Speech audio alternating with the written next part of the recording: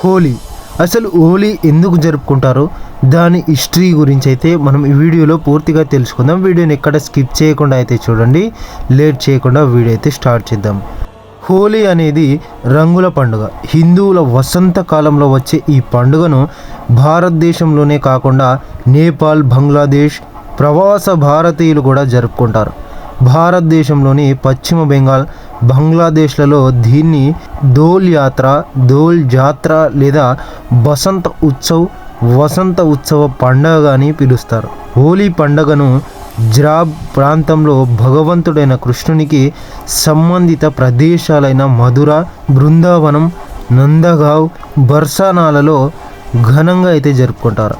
హోలీ పండుగ సందర్భంగా ఈ ప్రదేశాలు 16 రోజుల పాటు పర్యాటక కేంద్రాలుగా అయితే సందర్శకులతో చాలా రద్దీగా అయితే ఉంటాయి. ధూల్హేతి, దులెండి అని కూడా పిలిచే ముఖ్యమైన రోజు హోలీ ఉత్సవ రోజున ప్రజలు రంగుల పొడిని, రంగు నీళ్లను ఒకరిపై ఒకరు జల్లుకోవడం అయితే మనం చూస్తుంటాం. ముందు రోజున హిరణ్యకశిపుని చెల్లెలైన హోలిక అనే రాక్షసి బొమ్మనైతే తగలబెడతారు. దీనిని హోలిక దహన్, హోలికను కాల్చడం లేదా చోటీ హోలీ, చిన్న హోలీ అని కూడా పిలుస్తారు. హిరణ్యకశిపుని చెల్లెలైన హోలిక అనే రాక్షసి ప్రహ్లాదుడిని మంటల్లో వేసినప్పుడు దైవలీలతో తప్పించుకుంటాడు. అందుకే భోగి మంటలు అంటిస్తారు. హోలిక ఈ మంటలలో దహనమైంది. కానీ విష్ణువుకు పరమ భక్తుడైన ప్రహ్లాదుడు అతని అపారమైన భక్తితో ఎటువంటి గాయాలు లేకుండా తప్పించుకుంటాడు. ఆంధ్రప్రదేశ్లో హోలిక దహన్ను కామదహనం అని కూడా అంటారు. ఇది సాధారణంగా శీతాకాలంలో చివరిలో ఫిబ్రవరి లేదా మార్చి నెలలో తదుపరి వారాల్లో వచ్చి చివరి పాల్గొన మాసంలో ఫిబ్రవరి లేదా మార్చ్ పాల్గొన పౌర్ణిమ రోజున అయితే జరుపుకుంటారు. కొన్ని రోజుల తర్వాత పాల్గొన బౌష పంచమి పౌర్ణమికి 5వ రోజున పండుగ ముగింపునైతే సూచిస్తూ రంగులతో రంగపంచమి ఉత్సవాన్ని అయితే జరుపుకుంటారు. దాని ప్రత్యేకత గురించి చూద్దాం. వైష్ణవంలో రాక్షసులకు రాజైన హిరణ్యకశపుడు చాలా కాలం తపస్సు చేసి తనను చంపడం ఇతరులకు దాదాపుగా అసాధ్యమయ్యేలా బ్రహ్మచే వరమైతే పొందుతాడు. ఇతడిని పగలు లేదా రాత్రి సమయంలో ఇంటి లోపల లేదా బయట, భూమిపైన లేదా ఆకాశం, మనుషుల వలన, జంతువుల వలన, అస్త్రముల వలన, శస్త్రములచే చావు లేకుండా వరాన్ని అయితే పొందుతాడు. దానితో అతడికి దురహంకారం అయితే పెరిగి స్వర్గం, భూమిపై దాడి చేస్తాడు. ప్రజలు దేవుళ్ళనైతే ఆరాధించడం మాని అతను మాత్రమే అయితే పూజించాలని ఆజ్ఞాపిస్తాడు. దీనికి విరుద్ధంగా హిరణ్యకశపుడి సొంత పుత్రుడైన ప్రహ్లాదుడు భగవంతుడైన విష్ణువుకి భక్తుడు. హిరణ్యకశపుడు పలుమార్లు బెదిరించినప్పటికీ ప్రహ్లాదుడు భగవంతుడైన విష్ణువుని ప్రార్థిస్తూనే ఉంటాడు. ఇతడి నోటిలో విషం పోస్తే అది అమృతంగా మారింది. ఏనుగులచే తొక్కించమని ఆదేశించగా అతనికి ఎటువంటి హాని అయితే జరగలేదు. ఆకలితో ఉన్న విష సర్పాలను గదిలో అయితే ఉంచినప్పటికీ జీవించగలిగాడు. హిరణ్యకశపుడు తన కొడుకుకు చంపాలని చేసిన ప్రయత్నాలన్నీ విఫలమయ్యాయి. చివరికి ప్రహ్లాదుడు హిరణ్యకశపుడు యొక్క సోదరి అయిన హోలిక ఒడిలో చిత్తులో అయితే కూర్చోవాలని ఆజ్ఞాపించాడు. ఎందుకంటే మంటల నుండి రక్షించే శాలువాను ఆమె ధరించడం వలన ఆమెకి ఎలాంటి హాని జరగదు.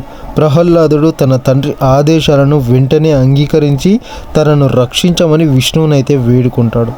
మంటలు మొదలైనప్పుడు అందరూ చూస్తుండగానే హోలిక శాలువ ఎగిరిపోవడం వలన ఆమె దహనం అవుతుంది. ఆ శాలువ ప్రహ్లాదుడిని కప్పడం వలన అతడికి ఎటువంటి హాని జరగదు. హోలిక మంటల్లో కాలిపోవడం వల్ల మనం హోలీని అయితే జరుపుకుంటున్నాము. ఆ తర్వాత భగవంతుడైన విష్ణువు నరసింహ అవతారంలో సగం మనిషి సగం సింహం వచ్చి హిరణ్యకశపుని సంధ్యా సమయంలో పగలు లేదా రాత్రి కానీ అతని ఇంటి గడప మెట్లపై లోపల లేదా బయట కాదు, తన యొక్క ఒడిలో కూర్చునబెట్టుకొని ఆకాశంలో లేదా భూమిపైన కాదు, తన యొక్క పంజాతో చీల్చి చెండాడినాడు. అస్త్రాలు లేదా శస్త్రాలతే కాకుండా ఈ పండుగను భగవంతుడైన కృష్ణుడి పెరిగిన ప్రాంతాలైన మధుర, బృందావనంలో 16 రోజుల పాటు ఘనంగా అయితే జరుపుకుంటారు. ప్రతి సంవత్సరం రంగపంచమి రోజున భగవంతుడైన కృష్ణుడికి రాధపై ఉన్న ప్రేమను కొనియాడతారు. భగవంతుడైన కృష్ణుడు గోపికలతో తన చేష్టల ద్వారా ఈ పండుగను ప్రసిద్ధికెక్కేలా చేశాడని అయితే నమ్ముతారు. కృష్ణుడు తన తల్లితో అతని యొక్క నల్లని శరీర రంగు రాధ యొక్క శరీర రంగు మధ్య వ్యత్యాసం గురించి ఫిర్యాదు అయితే చేశాడని నమ్ముతారు. కృష్ణుడి తల్లి రాధ యొక్క ముఖానికి రంగు పూయాలని నిర్ణయించుకుంది.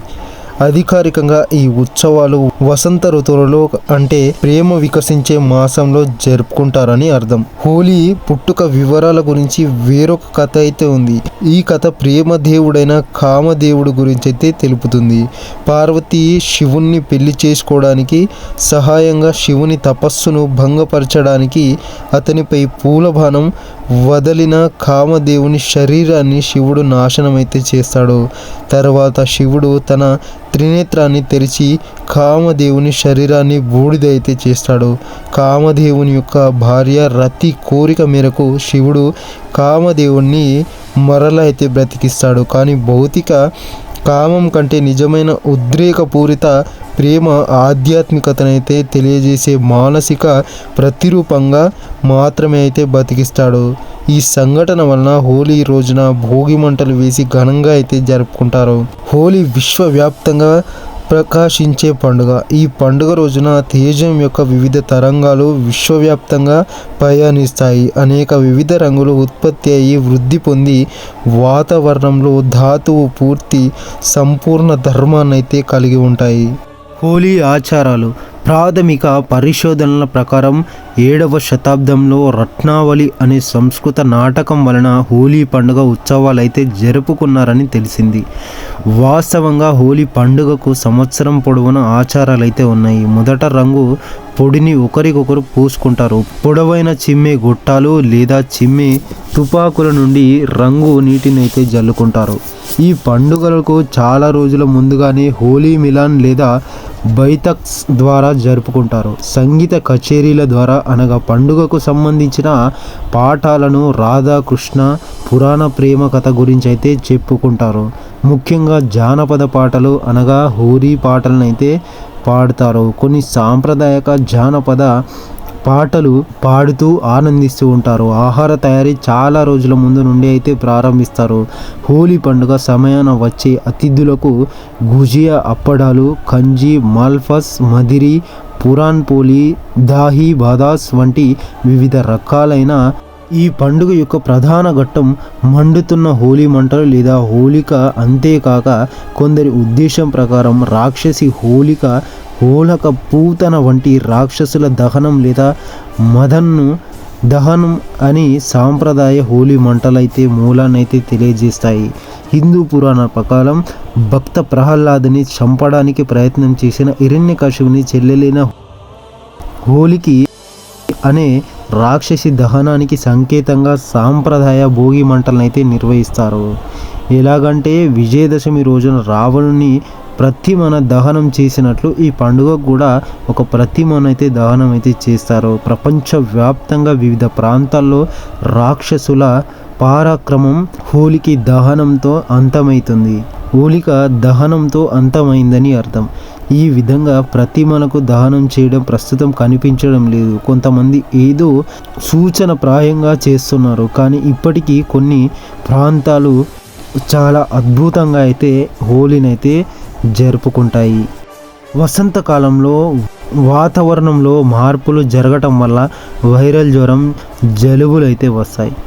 సహజమైన రంగులు వాడడం వల్ల, జల్లుకోవడం వల్ల ఔషధంగా పనిచేస్తుందని అర్థం. సాంప్రదాయంగా రంగులను నిమ్మ, కుంకుమ, పసుపు, బిల్వలనైతే ఉపయోగించి ఆయుర్వేద వైద్యులైతే మూలికలను అయితే తయారు చేస్తారు. కాబట్టి కొన్నిసార్లు వసంతకాలంలో రంగులను ఇచ్చిన వృక్షాలు చనిపోతే వాటిని ప్రయత్నంగా భారతదేశంలోని పట్టణ ప్రాంతాలలో ప్రజలు రసాయనాలు ఉపయోగించి తయారు చేసే రంగులను అయితే వినియోగిస్తున్నారు. 2001 సంవత్సరంలో ఢిల్లీ లోటాక్సిక్ లింక్ వాతావరణ్ సంస్థలో పండుగ కోసం వాడే రసాయన రంగులను పేర్కొంటూ ఒక శ్రేయప్రతమునైతే ప్రచురించారు. హోలీ రంగులను సురక్షితంగా 3 రూపాలలో ఉత్పత్తి చేయవచ్చని తెలిపారు. అది ముద్దగా, నిస్సారమైన రంగులు, నీలి రంగులతో. ముద్దలపై పరిశోధన జరిపిన తర్వాత వారు టాక్సిక్ రసాయనాలు అనారోగ్య ప్రభావం అయితే చూపుతాయని కనుగొన్నారు. ఈ నల్లని ముద్దలు లెడ్ ఆక్సైడ్ కలిగి ఉండి మూత్రపిండాలను పాడు చేస్తాయి. క్యాన్సర్ కలుగజేసే పదార్థంలో 2 రంగులైతే వెండి రంగులో అల్యూమినియం బ్రోమైడ్ను అయితే ఎరుపులో మెర్క్యూరీ సల్ఫైడ్ను కనుగొన్నారు. నీలం ముద్దలో చర్మం వ్యాధులను. ఈ రంగుల పండుగ పొడుల ప్రత్యేక అర్థం ఏంటంటే ఎరుపు రంగు ప్రేమనైతే సూచిస్తుంది, నీలం హిందూ దేవుడు కృష్ణుని అయితే సూచిస్తుంది, మరియు ఆకుపచ్చ కొత్త ప్రారంభాలను అయితే సూచిస్తుంది. పండుగ సమయంలో ప్రజలు తమ పాత దుస్తులను ధరిస్తూ, ఎందుకంటే వారు దెబ్బలు తగలకుండా ఉండాలని వారికి తెలుసు. ఆ తర్వాత రోజుల తరబడి ప్రజలు బట్టలపై మరకలైతే ఉంటాయి. మరి వచ్చే హోలీ మీరు ఏ విధంగా జరుపుకుంటారో కామెంట్ రూపంలో అయితే తెలియజేయండి. Thank you for watching this video. మరొక మంచి వీడియోతో మళ్ళీ కలుద్దాం.